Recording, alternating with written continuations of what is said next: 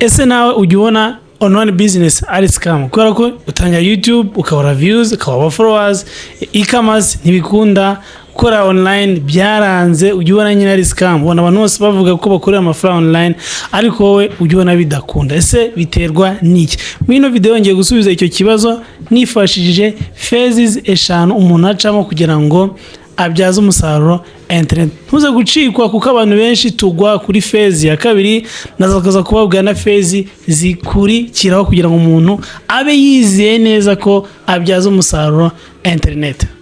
Video ikintu nabazaniye ngiye kubereka phase cyangwa se phase 6 ducamo yo kugira ngo twizeye neza ko twabaye successful kuri online. Phase ya kabiri no tujya tugwa, tuze tubirebeho. So phase ya mbere urumvikana ni digitalization. Nyine udigitalizinze business yawe, either utangiye YouTube channel, e-commerce, either uzanye software muri business yawe, either utangiye kuraninga ama ad online. Nyine ufashe ya business yawe uyishyize online, ibyane byawe gukora uyishyize online. Abantu benshi mukoresha ama website, abantu benshi mukishyura, abantu bakagukora ama social media, ukishyura amaturu runaka yo gukora online, ukagenda ukagura ibikoresho by'ikoranabuhanga utangiye gukoresha. Icyo gihe gukora icyo twita digitalization. Of course called digitalization. YouTube channel yawe isetinze neza, e-commerce yawe isetinze neza, YouTube channel isetinze neza, ikinyamakuru cyo gisetinze neza, ibintu byose bisetinze neza. Ubwo icyo gihe iyo niyo phase ya mbere.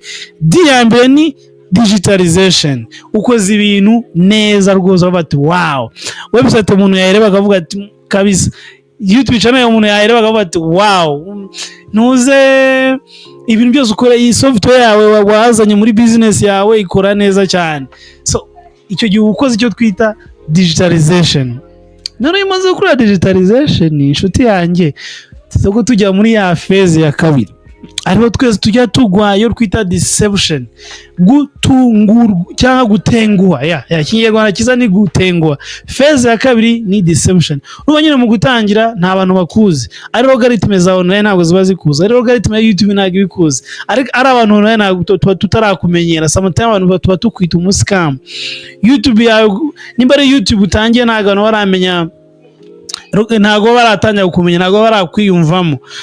So iyi phase rero n'urwe tujya tugwa kuko nyine ntago online turamenyera. Uravuga ati amafaranga yapfuye ubusa, ya e-commerce yanjye yapfuye ubusa, ya YouTube channel amafaranga yanjye nashoye mu bikoresho yapfuye ubusa, ya software waguze ugatanya kuvuga ko yapfuye ubusa. Ariko nuko ubu uri muri deception phase, ni ya phase abantu bataratangira kukumenyera.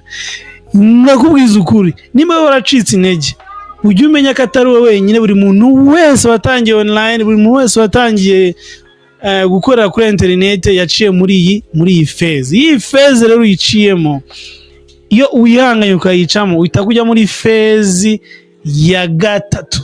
Ahangahe niwe nkwifuza ko nawe wazagera. Disruption. Uratangira ugatungura abantu. Hey, Tisha Sam, YouTube channel yamuntize mu byumweru 2. Ariko njutse ntago abantu bari kwibuka amajoro naraye nirirwa ndira kuri YouTube channel yanjye yikoranabuhanga TV naranze kunarabuza uburyo mba monetize. Abantu ntabwo bari kumenya ko maze imyaka 7 ndi online ku internet. Disruption utanya gutungura abantu. Video ukayiririza ukabonegeza abantu benshi cyane. Iyi kamase bakona batanye gukwandikira ibintu byose uri gukora bimeze nkaho nabwo ari ugutungura abandi, nawe ubwo uratungurwa kuko nyine none byantu byatangiye gukora, ya logarithm yatangiye kumenya, byantu byatangiye kumenyekana. Umuntu umwe kuri YouTube itangiye gukrikomanda abantu benshi cyane. E-commerce yawe kuri SEO yatangiye kuzamuka, Google yatangiye kukuzanira abantu, WhatsApp group zatangiye kwinjiramo abantu, kuri Instagram batangiye kureba ibintu byabo. Ariko nuko muri ya phase ya deception wari hanganye. Iyi phase rero ni ingenzi cyane, nawe utangira kubona udufana. Nanjye nababeshye iyi YouTube channel yanjye ya Tisha Sam nabaye naratunguwe. Nagiye gura mu nashyizeho video gize abantu 2020 bati ibintu bibaho. Ariko nibuka ko nyine ni ya formule ko ngeze muri ya phase ya disruption. Iyo rero umaze kuva muri ya phase ya disruption ntago yabirangiye, utangira kuza mu cyo twita demonetization. Demonetization ni iki? Ni cyagiye bya bintu byawe biraza kuza kugira ute, amafaranga araza kuza kugabanuka, bitangire bigere ku bantu benshi, byorohera abantu. Nuvuga ngo niba ari kuko ibintu byatangiye kugera ku bantu benshi cyane, nimba ari ibintu wagurishaga online, nimba ari ibintu wakoraga online, biratangira bikorohere, bibe ku mafaranga makeya, byorohera abantu benshi kuba babigeraho. Nimba ari e-commerce, utangira ibintu ku mafaranga makeya. Nimba ari YouTube, uratangira nimba ari ibintu wagurishaga ubigurishe ku mafaranga makeya, uko nyine uratangira kugira abantu benshi cyane. Impamvu buriya business zihenda ni uko ibintu bigurwa n'abantu bakeya, ariko wowe nuko uri kugira abantu benshi, uratangira ugira udemonetize ibintu byawe, byoroheye cyane abantu benshi kubigeraho.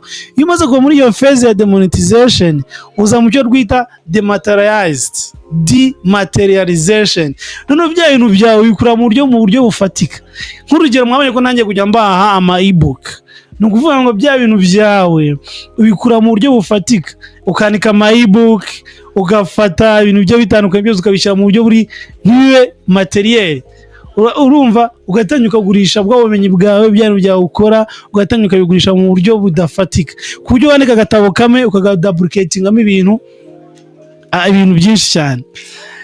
Ku buryo ushobora gufata video yawe imwe ukayikuramo reels, ibice byinshi bitandukanye, ukabishyira online. Icyo gihe noneho watangiye no kuvuga ati noneho ibintu byose byamaze kuba dematerial, ntabwo ukeneye no physical shop, tuyikeneye ngo abakozi benshi, ntugikeneye ko ya software ngo abantu benshi bagiye batandukanye bayikoresha. Wowe yamaze kuba dematerialize. Ahantu wakoreshaga abakozi wenda 100, uri gukoresha umukozi umwe, ibintu wakoraga utaguza mu cyo twita dematerialization. Iyo rero iyo phase uyivuyemo, nshuti yanjye, hangana utangiye kuba umwami. Democratization, ibintu bya byose biragera ukagera ahantu hose. YouTube biri kuri commanding, Google kuri commanding, abantu benshi bakuri commanding, uratangira ibintu byawe bikagera ahantu hose, ukisanga ahantu hose uhari, ukisanga byose biri ahantu hose online. Icyo gihe rero watangiye kugira ute gufata ubwami, ahandi nyine utabukinginga amafaranga. Ubu rero wageze mu cyo twita democratization. Noneho reka nsoze, none abasobanurire, mwumvishe ko abantu benshi tugwa muri phase ya kangahe? Phase ya kabiri, deception. Rero wicika intege, shyiramo ingufu. Abantu muri phase ya deception, munyandikiye mumbwira ati deception yanjye ngeze muri deception phase, cyaragera ku ma YouTube, ama e-commerce, ama website. Ikindi, niba uri muri disruption, witangira kumva ko wagezeyo, komeza kugeza phase uzagira uzazi cyamo. Ngayo nguko, mwicika intege, kuri internet birashoboka cyane.